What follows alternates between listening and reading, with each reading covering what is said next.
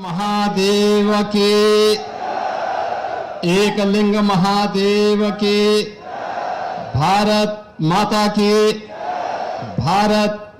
के वंदे वंदे वंदे सियावर रामचंद्र भगवान के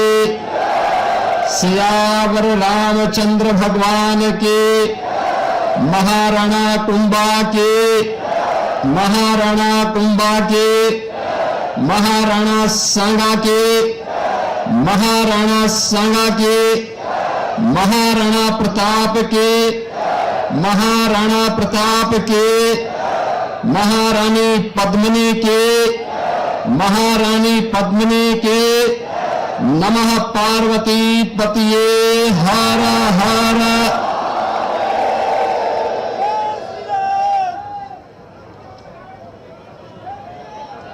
जौहर स्मृति संस्थान के तत्वाधान में आयोजित आज के इस स्मृति दिवस कार्यक्रम में जिनका संरक्षण और मार्गदर्शन अभी प्राप्त हुआ है, महाराणा साहिब विश्वराज सिंह जी मेवाड़, केंद्रीय मंत्री,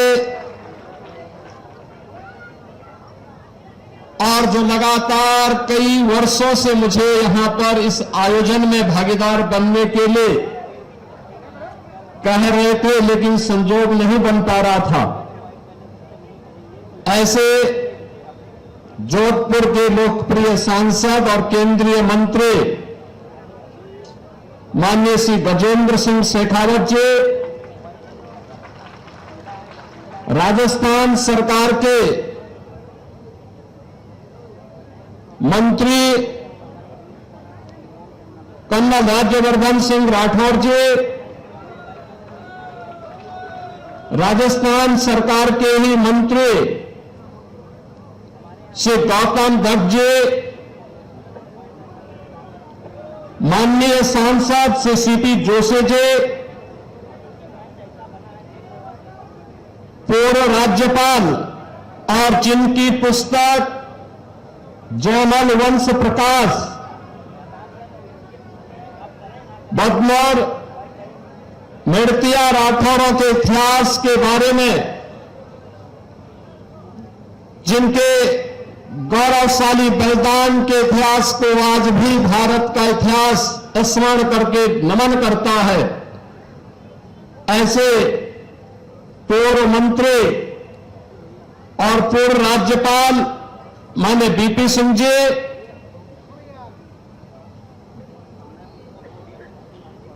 चित्तौड़गढ़ के लोकप्रिय विधायक श्री चंद्रभान सिंह आक्या जी,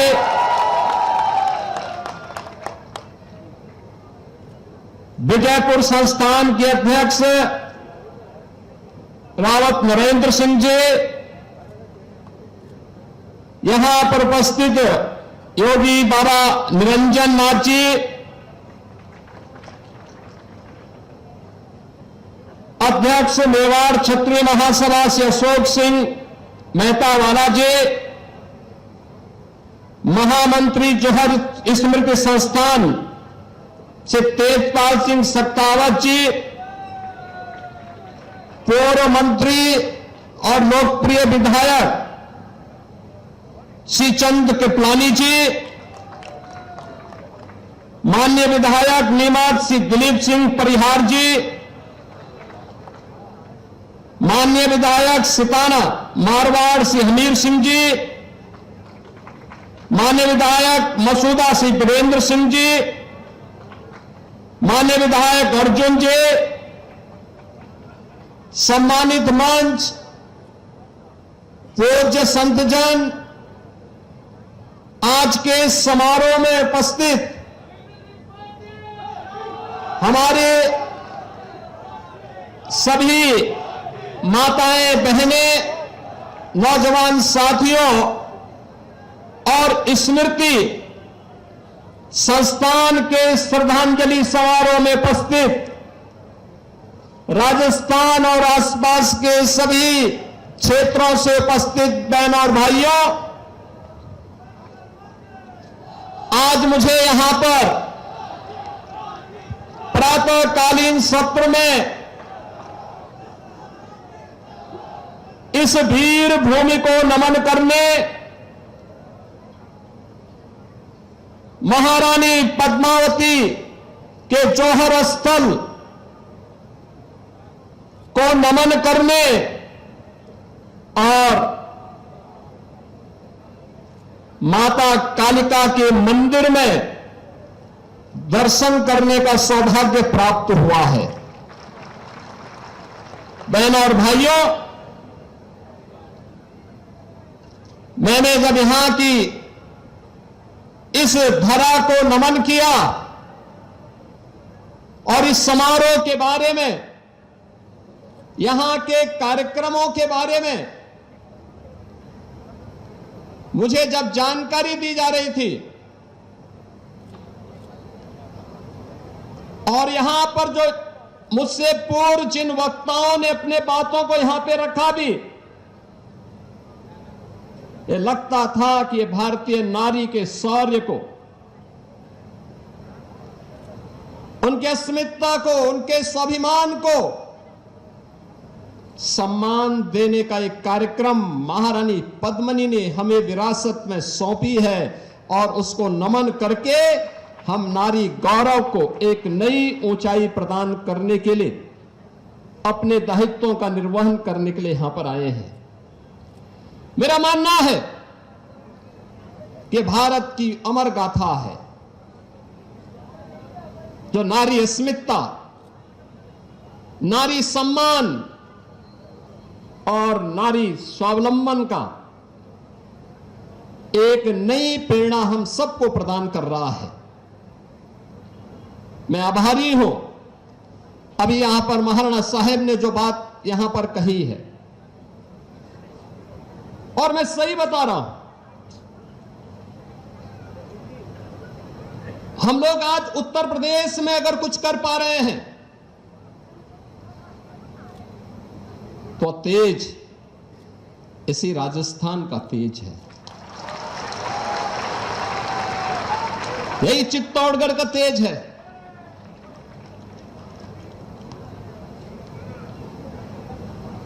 आज उत्तर प्रदेश में जो परिवर्तन दिखता है वह प्रधानमंत्री मोदी जी के मार्गदर्शन में, उसके पीछे राजस्थान की इस वीर भूमि का भी योगदान है, क्योंकि मेरे पूज्य दादा गुरु इसी भूमि से गोरखपुर गए थे।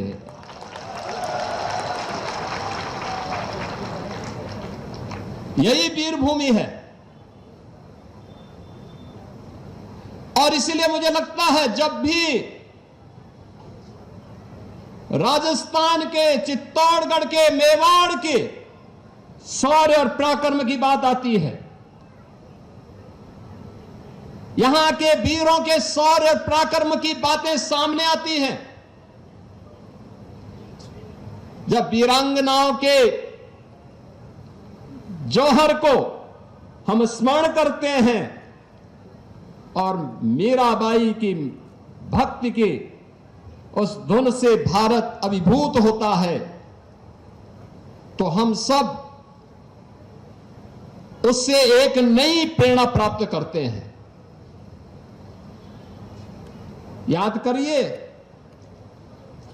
इस वीर भूमि ने भारत को एक पहचान दी है। ये चित्तौड़गढ़ का एक किला, ये दुर्ग केवल पत्थरों से बना हुआ एक दुर्ग नहीं है, ये भारत की अस्मिता का प्रहरी है, भारत की अस्मिता को लगातार एक नई प्रेरणा प्रदान कर रहा है। और इसीलिए जब हम लोग आते हैं यहां पर, हम लोगों को लगता है कि ये प्रहरी भारत की अस्मिता को लगातार एक नई दिशा दे रहा है। और कौन ऐसा भारतीय होगा, कौन ऐसा सच्चा भारतीय होगा जिसके मन में श्रद्धा का ये भाव, इस वीर भूमि के प्रति, यहां के राणाओं के बलिदान के प्रति, राष्ट्र के प्रति उनके शौर्य और पराक्रम के प्रति उनके मन में नाता हो। हर भारतीय के मन में जब भी भारत संकट में होता है, जब भी भारत का कोई अभिभावक अपने पुत्र को आगे बढ़ने के लिए प्रेरित करता है, आप देखते होंगे हर भारतीय के मन में 3 नाम अक्सर आते हैं।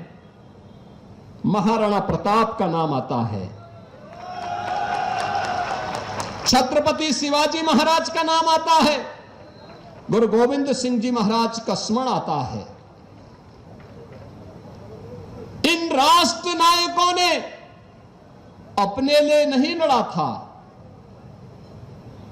अपने परिवार के लिए नहीं अपना बलिदान दिया था। इनका संघर्ष देश के लिए था, धर्म के लिए था। इनका संघर्ष सत्ता के लिए नहीं था। इस सत्ता का संघर्ष नहीं था, साम्राज्य का संकट का भी कोई संघर्ष नहीं था। यह धर्म और अस्मिता का संकट था, भारत की अस्मिता का संकट था, भारत की स्वाधीनता का संघर्ष था। और उस संघर्ष के लिए उन्होंने उस हर चुनौती का सामना किया, चट्टान की तरह उसके सामने खड़े हुए और उसका मुकाबला करके उसको नेस्तनाबूद करने का काम भी किया। और यही कारण है कि हर भारतीय गौरव के साथ कहीं भी आप जाएंगे, भारत के अंदर उत्तर दक्षिण पूरब पश्चिम सर्वत्र महाराणा प्रताप के बारे में हर व्यक्ति के मन में श्रद्धा का भाव है। दुनिया के अंदर आप जाएंगे, दुनिया के अंदर महाराणा प्रताप के बारे में, महाराणा सांगा के बारे में, महारानी पद्मिनी के बारे में, महाराणा कुंभा के बारे में और बप्पा रावल से प्रारंभ हुई इस परंपरा के बारे में हर भारतीय नमन करता है। कोई संदेह नहीं, कोई संदेह कहीं भी नहीं है, क्योंकि राष्ट्र के प्रति जो भी योगदान देगा उसका स्मरण लंबे समय तक होता है। और इसीलिए हम आज इतिहास को स्मरण नहीं कर रहे हैं, बल्कि इतिहास बनाने वाली धरती का साक्षात्कार कर रहे हैं, उसका साक्षात कर रहे हैं। इतिहास कैसे बनता है, ये चित्तौड़गढ़ का दुर्ग उसका प्रतीक है। इतिहास कैसे बनाया जाता है, त्याग और बलिदान की परिपाटी क्या होती है, ये दुर्ग उसका प्रतीक है। आज का ये श्रद्धांजलि समारोह हम सबको इस बात के लिए भी प्रेरित कर रहा है,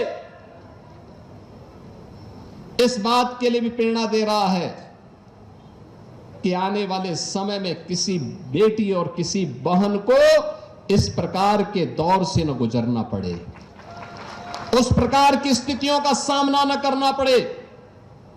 और मैं सचमुच जब जौहर की गाथा के बारे में, जिसके बारे में हमारे केंद्रीय मंत्री श्री शेखावत जी यहां पे कह रहे थे 1303, 1535 और 1568 में जो 3 बड़े जौहर यहां पर देखने को मिले हैं, भारत का इतिहास जिन वीरांगनाओं के इस जौहर से भरा पड़ा है। ऐसा नहीं कि यहां का वीर न लड़ रहा हो, वह लड़ रहा था, लेकिन जब महाराणा रत्न सिंह को धोखे के साथ वे वीर गति को प्राप्त हुए अलाउद्दीन खिलजी के धोखे से, क्योंकि शत्रु हमेशा धोखे से ही हमारे वीरों का मुकाबला कर पाया था। आमने सामने की लड़ाई में वे कहीं नहीं टिकते थे, कहीं नहीं टिकते थे। लेकिन धोखे से जब वह महाराणा रत्न सिंह वीर गति को प्राप्त हुए, गोरा और बादल जैसे वीर सेनापति लड़ते हुए वीर गति को प्राप्त हुए, तो महारानी पद्मिनी के नेतृत्व में हजारों वीरांगनाओं ने नारी अस्मिता की रक्षा करने के लिए उस समय जो जौहर व्रत लिया था, वह जौहर उस समय की परिस्थिति थी। उस समय की परिस्थिति थी नारी गरिमा का, नारी गौरव का एक श्रेष्ठतम उदाहरण था कि किसी भी धर्मी को एक केवल नारी नहीं, भारत माता की धरती पर टिकने नहीं देंगे। और अगर अब भारत माता की धरती पर ऐसा नहीं, याद करिए ये धरती माता जिसके बारे में कहते हैं जब सीता माता को अंतिम समय में प्रभु श्री राम से मिलन की बात सामने आई तो धरती माता के सामने माता सीता ने एक ही व्रत लग लिया था। उन्होंने कहा कि अगर मेरा सतीत्व अखंड है तो धरती माता मुझे अब अपने गोदी में समाहित करो। और यह जो संकल्प माता सीता का था वही संकल्प महारानी पद्मिनी ने यहां पर दिखाया था इस जौहर के नाम पर। यह वही संकल्प है जो नारी गरिमा का प्रतीक था और ये भारत की धरती को विधर्मियों से मुक्त करने का संकल्प था कि किसी विधर्मी को भारत माता केवल नारी के आन बान और शान पर हाथ उठाने की इजाजत तो देने की बात दूर, भारत की धरती पर उसके कदम न पड़े, इस बात का वह संकल्प था, वह प्रेरणा आज भी हम सबको लगातार झकझोर रही है, लगातार झकझोर रही है। और इसीलिए उत्तर प्रदेश में जब हम लोगों की सरकार बनी तो हम लोगों ने उस समय बार इस बात को कहा, मैंने वहां के अभिभावकों से, सभी प्रदेशवासियों से, सबसे मैंने अनुरोध किया था, मैंने कहा भी देखो अपराध और अपराधियों के प्रतीक और नारी गरिमा और नारी सुरक्षा के मामले में सरकार जीरो टॉलरेंस के तहत काम करेगी। याद करना, अगर किसी ने किसी बहन और बेटी की सुरक्षा पर हाथ डालने का दुस्साहस किया तो अगले चौराहे पर यमराज उसका इंतजार कर रहा होगा। आज आप देख रहे होंगे उत्तर प्रदेश 25 करोड़ की आबादी का राज्य है। जो बेटियां दूर रिश्तेदार में चले के यहां जाके पढ़ाई करने के लिए चली गई थी, आज अपने घर में रह करके 5 किलोमीटर 10 किलोमीटर दूर जाकर के अपनी स्कूल जाती है। और नारी सुरक्षा का इससे बड़ा उदाहरण क्या हो सकता है। उत्तर प्रदेश जैसे राज्य में अब वहां की बेटियां, वहां की बहनें रात्रि शिफ्ट में भी, ऑफिसों में भी और कारखानों में कार्य करके सकुशल अपने घर वापस आती है। हर भारतीय नारी को इस सुरक्षा की गारंटी और सम्मान की गारंटी मिलनी चाहिए, उसको स्वावलंबन की गारंटी मिलनी चाहिए। ये जौहर श्रद्धांजलि समारोह उसका एक प्रतीक है और उसका आह्वान भी कर रहा है। यह हर भारतीय नारी का अधिकार होना चाहिए। बहनों और भाइयों, कौन ऐसा भारतीय होगा। महाराणा सांगा के शरीर पर 80 घाव ये केवल उनके व्यक्तिगत साम्राज्य लालसा नहीं, ये भारत की अस्मिता को क्षुण्ण बनाए रखने के लिए उस समय उनके द्वारा दिखाए गए शौर्य प्रतीक का प्रमाण है। हमें अपने स्वयं की चिंता नहीं, हमें तो राष्ट्र की अस्मिता की चिंता है। और उस राष्ट्र की अस्मिता को लेकर के घाव पे घाव सहते गए, लेकिन हरगिज उन्होंने विधर्मियों को घुसने नहीं दिया। महाराणा प्रताप हम देख करके रखते हैं, पहला युद्ध अकबर के खिलाफ जब महाराणा प्रताप ने लड़ा था तब उम्र क्या थी, मात्र 27 वर्ष।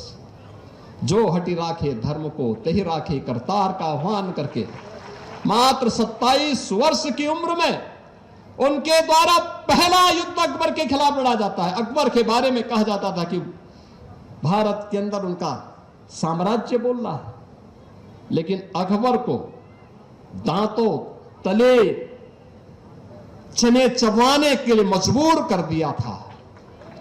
यह है राजस्थान का शौर्य, भारत का शौर्य। बहनों और भाइयों, भारत के इतिहास ने हमेशा इस शौर्य को, स्मरण किया है, भारत की पीढ़ियां इसको सम्मान देती है। याद करिए, अयोध्या में श्री राम ने जन्म लिया, ये सच है, वे परमपिता परमेश्वर हैं, लेकिन राम तब राम बन पाए जब उनका संकल्प हुआ कि निस्सरहीन करो मई भुज उठाए प्रण कीन। जब उन्होंने कहा कि मैं इस धरती को राक्षस विहीन कर दूंगा, अगर वे भी केवल अयोध्या की धरती पर बैठ करके कह दे कि नहीं, मैं तो अयोध्या का राजा हूं, अब मुझे कुछ नहीं करना है, तो राम जैसा सम्मान नहीं पाते। राम आज हमारे दिलो दिमाग में नहीं होते। कौन ऐसा भारतीय है जो आज राम के बारे में, राम मंदिर आंदोलन के साथ में जुड़ा हो? राजस्थान के तो लाखों लाख नौजवान राम मंदिर आंदोलन में कूद पड़े थे। बहनों और भाइयों, जब अपने पूर्वजों के प्रति हमारे मन में यह भाव होता है तो परिणाम आने में देर नहीं लगती। आज अयोध्या में राम मंदिर बन गया ना, अब अयोध्या में राम मंदिर बन गया है, भव्य राम मंदिर बनाई नहीं, भव्य राम मंदिर का निर्माण हो गया है। अब विधर्मी के प्रतीक वहां कुछ भी नहीं बचा है, अब कोई गुलामी का चिन्ह वहां नहीं बचा है। अब अयोध्या धाम में केवल राम मंदिर है, वह भी राम मंदिर, भव्य राम मंदिर बना है। जब देश एकजुट होकर के एक स्वर में, एक दिशा में चलता है, ये जाति के नाम पर बांटने वाले नेताओं से थोड़ा अपने आप को सावधान रखता है, तो राम मंदिर जैसा सम्मान भारतवासियों को और सनातन धर्मावलंबियों को प्राप्त होता है। आज अयोध्या में राम मंदिर का निर्माण हो गया। याद करिए, कंस के अत्याचार से त्रस्त मथुरा को अभय प्रदान करने के लिए कृष्ण को अंततः संकल्प लेना पड़ा था, परित्राणाय साधूनाम विनाशाय च दुष्कृताम का। उन्होंने कहा था, मैं सज्जन शक्ति का संरक्षण करूंगा, लेकिन दुर्जनों का संहार करने में भी कोई संकोच नहीं करूंगा। और आज कृष्ण हम सबके पूज्य हो गए। हमारे महाराणा साहेब तो नाथद्वारा से स्वयं वहां का प्रतिनिधित्व भी कर रहे हैं। बहनों और भाइयों, ये भारत की अस्मिता है, ये भारत का प्रतीक है। हम इन महापुरुषों का स्मरण इसलिए कर रहे हैं क्योंकि इन्होंने भारत को शौर्य पराक्रम की परंपरा के साथ जुड़ने का आह्वान किया था। भारत की आजादी के उस पूरे आह्वान को जब हम देखते हैं, और मैं तो दंग रहता हूं इन सभी कार्यों को देख करके कि कैसे भारत ने इन सभी चीजों को देखा था। आप देखेंगे खालसा पंथ के संस्थापक गुरु गोविंद सिंह जी महाराज ने, उनका आह्वान भी क्या था? 1.25 लाख से एक लड़ाऊं तो गोविंद सिंह नाम कहूं। आप सोचो ना, उस समय वे भी लड़ रहे थे। एक स्थान पर उन्होंने किस तरीके से 4-4 पुत्र बलिदान होते हैं, लेकिन उफ नहीं किया। उनसे पूछा गया कि आपके 4-4 पुत्र, 4-4 साहबजादे बलिदान हो रहे हैं सरहिंद के लिए। उन्होंने कहा 4 मुए तो क्या हुआ, जीवित कहीं 1000। पूरे समाज को ही अपना पुत्र मान करके उनका संरक्षण जो प्राप्त हो रहा था। बहनों और भाइयों, यही स्थिति इस देश के अंदर आजादी के आंदोलन के दौरान भी हम देख रहे थे। उत्तर प्रदेश के अंदर जब हम बात करते हैं झांसी की रानी लक्ष्मीबाई का, कौन ऐसा भारतीय होगा जो झांसी की रानी लक्ष्मीबाई का स्मरण करता हो? उनके बारे में कहा जाता है, सिंहासन हिल उठे, राजवंशों ने भ्रुकुटी तानी थी, बूढ़े भारत में आई फिर से नई जवानी थी, खूब लड़ी मर्दानी वो तो झांसी वाली रानी थी। खूब लड़ी मर्दानी, वो तो झांसी वाली रानी थी। ये नारी गरिमा है। जब उन्होंने 1857 के प्रथम स्वातंत्र समर में अंग्रेजों के विरुद्ध संघनाद किया था, तब उनकी उम्र मात्र 26 वर्ष की थी। 26 वर्ष की। 27 वर्ष की उम्र में वे बलिदान हो गई थी।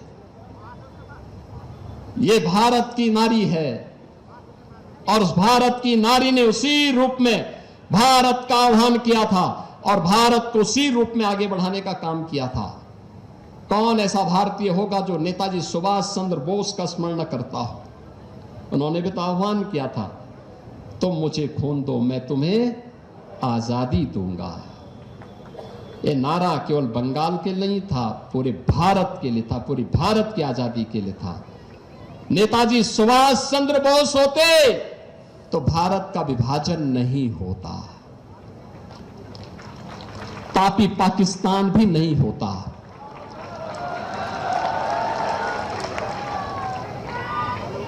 उनका यह आह्वान भारत की अस्मिता के लिए था, भारत की आजादी के लिए था, भारत के नौजवानों के साथ था। आप जाइए ना भारत से बाहर भी, जापान में, सिंगापुर में, भारत के अंदर पोर्ट ब्लेयर में जाइए, नेताजी सुभाष चंद्र बोस के द्वारा भारत की आजादी के लिए, म्यांमार में आप जाइए, भारत की आजादी के लिए उनके द्वारा किए गए योगदान का स्मारक आज भी हम सब का, हम सब भारतीयों का आह्वान करता है। बहनों और भाइयों, उत्तर प्रदेश में देश की आजादी के लिए एक नया आंदोलन हुआ था, काकोरी ट्रेन एक्शन की। पंडित राम प्रसाद बिस्मिल और ठाकुर रोशन सिंह, चंद्रशेखर आजाद, ये सभी क्रांतिकारी अंग्रेजों के द्वारा गिरफ्तार हो गए। इन्होंने अंग्रेजों का जो खजाना लूटा था, जिसे इंग्लैंड ले जाया जा रहा था भारत से वसूली करके, वो मात्र 4600 था, 4600। और इन क्रांतिकारियों को गिरफ्तार करने के लिए अंग्रेजों ने जो पैसा लगाया था, उसकी कीमत थी उस समय 10 लाख रुपए। पंडित राम प्रसाद बिस्मिल को गिरफ्तार करके जेल में बंद कर दिया गया, ठाकुर रोशन सिंह को जेल में बंद कर दिया गया, कई क्रांतिकारियों को जेल में बंद कर दिया। और अब जेल में बंद किया गया, इनको फांसी की सजा दी गई। फांसी की सजा देने के जिस दिन फांसी की सजा तय थी, उसके 2 दिन पहले ही उन्हें फंदे पर लटका दिया गया। फंदे पर लटकाने के पहले उनसे पूछा गया, कोई अंतिम इच्छा? उन्होंने कहा, हां, एक ही इच्छा है। ये सभी क्रांतिकारी एक साथ बोलते थे। उन्होंने कहा, एक ही इच्छा है। कहा, क्या इच्छा है? उन्होंने कहा, हे इस भारत वर्ष में 100 बार मेरा जन्म हो और कारण सदा ही मृत्यु का देशोपकारक कर्म हो। उन्होंने कहा, ईश्वर से केवल एक ही प्रार्थना है, और वह प्रार्थना है कि बार बार इस भारत की धरती पर हम जन्म लें, और बार बार धरती पर जन्म लेकर के हमारे जीवन का एक ही लक्ष्य है, और वह है कि हम बार बार हमारी मृत्यु का कारण देश और समाज के कल्याण का, सनातन के कल्याण का कारण बने। बहनों और भाइयों, हम भारत की आजादी के आंदोलन के ही महानायक वीर सावरकर का स्मरण करते हैं। याद करिए, भारत के बाहर रह करके उन्होंने भारत की आजादी के लिए जिस आंदोलन को आगे बढ़ाया था, उम्र 28 वर्ष, सजा 2 काला पानी, 2 दोहरे काला पानी की, यानी 50 वर्ष की सजा मात्र 28 वर्ष की उम्र में। एक ही जेल में, अंडमान निकोबार की एक ही जेल में पूरा उनके भाई भी बंद हैं, और 1 दशक तक वीर सावरकर अपने भाई को नहीं देख पाए थे। अचानक एक दिन मुकाबला हुआ, उन्होंने देखा कि मेरा भाई, उन्होंने समझा मुझे मिलने के लिए आया है। उन्होंने अपने भाई से पूछा कि भाई कब से यहां पे हो, तुम कब आए हो? उन्होंने कहा, मैं तो कई वर्षों से यहां पर इस जेल में बंद हूं। कहा, क्यों? कहा कि देश की आजादी के लिए जैसे आप इंग्लैंड में और फ्रांस में रह करके लड़ रहे थे, वैसे ही मैं भी भारत की आजादी के लिए महाराष्ट्र के अंदर, भारत के अंदर लड़ रहा था और मुझे भी यहां सजा हुई है। बहनों और भाइयों, इतिहास इससे बनता है और इस इतिहास को अगर सही मायने में किसी ने हम सबको स्मरण कराया है तो स्मरण कराया था 1893 में शिकागो की धर्म सभा में, तब स्वामी विवेकानंद ने वहां जाकर के उद्घोष किया था और एक ही उद्घोष उनका था। उन्होंने ये नहीं कहा मैं किस जाति का हो, पंथ और संप्रदाय की बात भी नहीं कही। उस समय स्वामी विवेकानंद ने एक ही बात कही थी और उन्होंने कहा था, हम सब भारतीयों के लिए कहा था कि गर्व से कहो हम हिंदू हैं, और गर्व से कहो ये हिंदू का उद्घोष आज भी पूरे भारत को एकता के सूत्र में बांधने का कार्य करता है। बहनों और भाइयों, हम नेपाल में जाते हैं, हिंदू का ये भाव हर व्यक्ति को जोड़ता है, तोड़ता नहीं है, तोड़ता नहीं है। ये देश कमजोर क्यों हुआ? क्योंकि जातिवाद ने समाज की नींव को दरका दिया, कमजोर कर दिया। ये जातिवाद की राजनीति भारत की नींव को कमजोर कर रहा है। बांटने की ये राजनीति हम सबको फिर से गुलामी की ओर धकेल रहा है और उससे बचने के लिए आज हम सबको एक उस भाव के साथ आगे बढ़ना पड़ेगा। और मैं तो आज जब यहां पर आया हूं, मैं तो आप सबसे एक ही बात कहूंगा, मैं जौहर स्मृति संस्थान और इस पूरे अभियान के साथ जुड़े हुए यहां के लोकप्रिय विधायक ने जो अब इस बार जो बात कार्यक्रम भी किया संस्थान के साथ मिलकर के कि सभी समुदायों को मिलकर के अपने पूर्वजों के प्रति उनकी स्मृति को नमन करने का आयोजन सर्व समाज का कार्यक्रम बने। क्योंकि याद रखना, मूल जानना बड़ा कठिन है नदियों का, वीरों का। धनुष छोड़कर और गोत्र क्या होता रणधीरों का। ये दिनकर की पंक्तियां हैं, याद करना, महाकवि रामधारी सिंह दिनकर की। उन्होंने कहा था कि मूल जानना बड़ा कठिन है नदियों का, वीरों का, धनुष छोड़कर और गोत्र क्या होता रणधीरों का। पाते हैं सम्मान तपोबल से भूतल पर सूर, और जाति जाति का शोर मचाते केवल कायर क्रूर। जिनको कुछ नहीं करना है वे जातिवाद के आधार पर सामाजिक एकता को छिन्न भिन्न करने का पाप कर रहे हैं। बहनों और भाइयों, याद करिए ना भारत के वैभव को। भारत का वैभव हमेशा हमें उस बात की नई प्रेरणा प्रदान करता है। वैदिक कालीन भारत आदर्श भारत, ग्रामीण अर्थव्यवस्था पर आधारित भारत, एक ऐसा भारत जहां अन्नदाता किसान उत्पादक था, हमारा कारीगर उद्यमी था और हमारा व्यापारी राष्ट्र को जोड़ने का सेतु हुआ करता था। ग्राम स्वराज हमारी पहचान थी। माल भी गांव का, उत्पादन भी गांव का, आमदनी भी गांव की, आत्मनिर्भर इकाई भी गांव की। आज प्रधानमंत्री मोदी जी आत्मनिर्भर और विकसित भारत की बात जब करते हैं तो बहनों और भाइयों, आत्मनिर्भर और विकसित भारत की इस नींव को मजबूत बनाने के लिए उसकी आधारभूत इकाई हमारी ग्राम पंचायतें बनेंगी, हमारी ग्राम सभाएं बनेंगी। हमारे कस्बे बनेंगे, चित्तौड़गढ़ आत्मनिर्भर होगा तो भारत आत्मनिर्भर होगा। और आत्मनिर्भर बनने के उसी कार्यक्रम के बारे में अभी महाराणी साहब भी यहां पर मंच पर उस बात को कह रहे थे।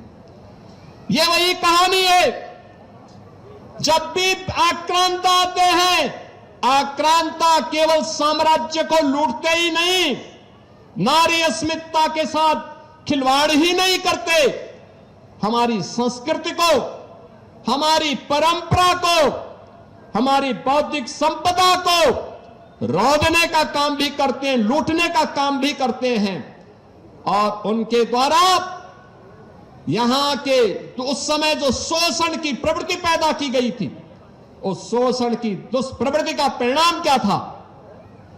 हमारा अन्नदाता किसान उत्पादक से कर्जदाता हो गया, उपभोक्ता हो गया, उपभोक्ता से कर्जदाता हो गया, आज वो कर्ज से दबा हुआ है।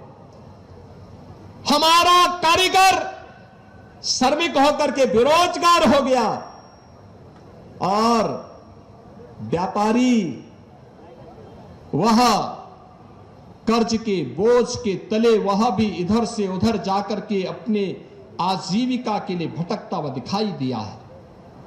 बहनों और भाइयों, औपनिवेशिक कालखंड की शोषण की इस वृत्ति को समाप्त करने के लिए उस समय जो उन्होंने दुष्चक्र रचा था, उस दुष्चक्र को समाप्त करने के लिए स्वतंत्र भारत ने भी कभी आजादी के बाद वर्ष पर वर्ष बीतते गए, कभी भारत की इस अस्मिता को पहचानने का प्रयास नहीं हो पाया।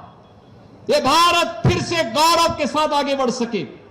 याद करिए, कौन लोग हैं, कौन लोग हैं जो जातिवाद के आधार पर फिर से समाज को बांट रहे हैं? कौन लोग हैं जो अफवाह के आधार पर देश के अंदर विश्वास का संकट खड़ा कर रहे हैं? कौन वे लोग हैं जो लगातार भारत को भारत न बना रहे, इसके लिए तमाम प्रकार से दुष्चक्र कर रहे हैं? और याद करेंगे तो ये वही लोग हैं जिन्होंने कहा था कि राम और कृष्ण तो हुए ही नहीं। ये वही लोग हैं जिन्होंने राम मंदिर के आंदोलन में विरोधी पक्ष के साथ जाकर के मिलकर के राम मंदिर का फैसला न हो, इसके लिए एड़ी चोटी लगाई थी। ये वही लोग हैं जो राम सेतु को तोड़ने के लिए तो उतावले दिखाई देते हैं, लेकिन राम मंदिर के निर्माण का विरोध करते हैं। ये वही लोग हैं जिनके द्वारा लगातार देश के अंदर अविश्वास का वातावरण पैदा करने का प्रयास किया जा रहा है। और इस अविश्वास के परिणाम स्वरूप ये भारत के संवैधानिक संस्थाओं को भी कटघरे में खड़ा करने का प्रयास कर रहे हैं। भारत के संवैधानिक संस्थाओं को खड़ा करने का मतलब भारत को एक बार फिर से कटघरे में खड़ा करके अविश्वसनीय बना देना। इनको देश की चिंता नहीं, इनको स्वयं के अस्तित्व का संकट इनके सामने है, इसलिए ये देश पर प्रश्न लगाने का प्रयास कर रहे हैं। भारत की अस्मिता के साथ अब खिलवाड़ करने पर उतारू हो चुके हैं। और इसीलिए जब आज हम यहां पर आए हैं इस जौहर स्मृति संस्थान के कार्यक्रम में, यह संकल्प का दिवस हम सब के लिए होना चाहिए। और यह संकल्प इस बात का संकल्प बनना चाहिए जो संकल्प सैकड़ों वर्षों से, विगत 1200-1300 वर्षों से इस वीर भूमि ने पूरे भारत भूमि को दिया है। उस संकल्प के साथ जुड़ने का, वीरों और वीरांगनाओं को नमन करने का, उससे एक नई प्रेरणा प्राप्त करने का। मैं जब यहां आया था, मैं देख रहा था चित्तौड़गढ़ के दुर्ग में जाकर के, जौहर भूमि को नमन करके, मां कालिका के मंदिर में दर्शन करके मैं विभूत भी था। भाषा अवरुद्ध थी, भावनाओं से भरी हुई थी और इस बात को लेकर के भरी हुई थी। मुझे उस समय याद आ रही थी उत्तर प्रदेश के एक हिंदी साहित्य के महान साहित्यिक कीर्ति रखने वाले हल्दी घाटी के रचयिता श्याम नारायण पांडे की मुझे पंक्तियां याद आ रही थी। मैं देख रहा था उनकी पंक्तियां हल्दी घाटी में, मुझे बहुत उसके साथ कर रही थी। मैं चित्तौड़गढ़ को जब देख रहा था, इस वीर भूमि को जब मैं देखता हूं और मुझे याद आती है उनकी पंक्तियां कि एक लिंग का आसन है, इस पर न किसी का शासन है। याद करिए ना, आज खिलजी वंश को कोई जानने वाला नहीं है। बाबर और औरंगजेब का, अकबर की खानदान का कहीं अता पता नहीं है। याद करिए, खिलजी के नाम पर भारत के अंदर कोई नमूना दिखाई देता है क्या? अकबर या बाबर या औरंगजेब के नाम पर कोई दिखाई देता है क्या? कोई सोहदा दिखाई देता है क्या? कोई नहीं दिखाई देता होगा।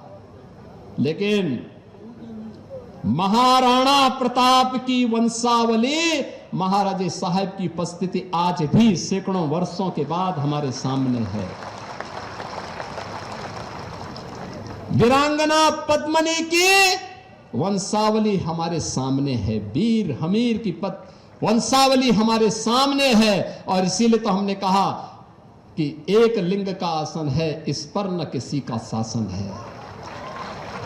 नित सिहक रहा कमलासन है, यह सिंहासन सिंहासन है।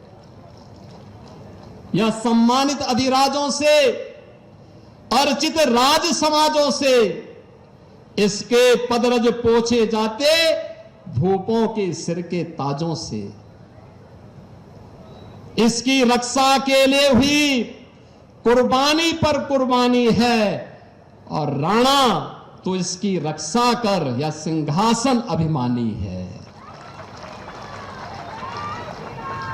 बहनों और भाइयों, आज का ये स्मृति दिवस हमें एक लिंग के शासन के प्रति उस नमन को व्यक्त करने का एक अवसर दे रहा है, जिसको आज जौहर स्मृति संस्थान ने 1982 से लगातार, याद करिए, 1303 से लेकर के कई बार जौहर पर जौहर व्रत का यहां पर धारण करने का कार्य यहां की वीर माताओं के द्वारा, वीरांगनाओं के द्वारा लिया जाता रहा। लेकिन आजादी के बाद ये प्रेरणा जिस राजऋषि को प्राप्त हुई, मैं उनकी स्मृतियों को भी नमन करता हूं, जिन्होंने वर्तमान पीढ़ी को इस बात का एहसास कराया कि आने वाली समय में ऐसी स्थिति पैदा मत होने देना कि हमारी बेटी और बहनों को, हमारी माताओं को जौहर व्रत धारण करना पड़े। इस प्रकार की परिस्थितियां न पैदा हो, और जिससे आज हम सब यहां पर एकत्र हुए हैं। आज का यह दिवस हम सब के लिए इस बात का उद्घोष करता है कि सनातन की मर्यादा सदैव अमर है और अमर रहेगी। ये सनातन धर्म कभी पददलित नहीं हो सकता। हां, चुनौतियों का मुकाबला कर सकते हैं। हमने अनेक चुनौतियों का मुकाबला किया, हम करेंगे, लेकिन हमारी अमरता पर कोई उंगली नहीं उठा सकता। ये चित्तौड़गढ़ का दुर्ग उस बात का प्रतीक है। मातृशक्ति का साहस अजेय है।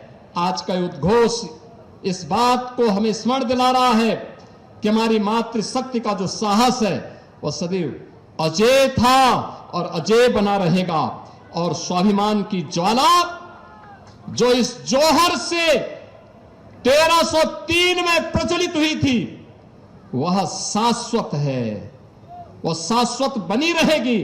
और इन तीनों के लिए हम सबको मिलकर के कार्य करना होगा। इस विश्वास के साथ मैं आज के इस जौहर स्मृति संस्थान के कार्यक्रम के लिए आयोजकों का हृदय से अभिनंदन करता हूं।